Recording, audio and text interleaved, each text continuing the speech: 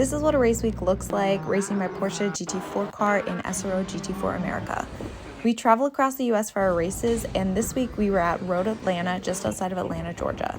I hadn't been to the track since our season finale last year, and we only had one day of testing before we were racing, so it was time to get up to speed quickly. The night before testing, I make sure to get to the track in the evening for a track walk. That way you can see the track slower before you're flying down it in a race car. On Thursday, we had 3 practice sessions. After each session, we'd sit down with our engineers and coaches and the other Kelly Moss drivers and go through data, compare notes, and figure out what changes we wanted to make to the car.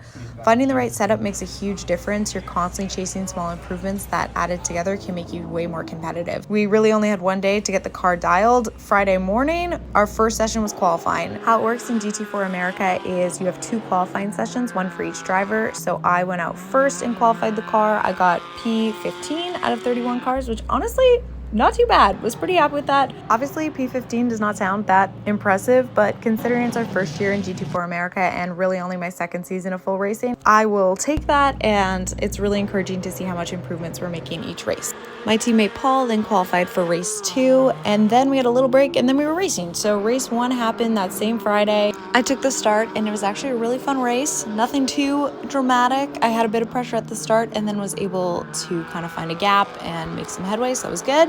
Handed off the car to Paul halfway through. This is me with slight heat exhaustion after my stint as it was insanely hot. But then I watched from the pit box as Paul brought her home. We finished P15 overall, P6 in class, so solid result for us. Saturday, we had a bit of a team meeting as Paul got a hydration IV, and then we had autograph session before race 2. Paul started this race and he had some awesome battles before passing the car off to me during our pit stop.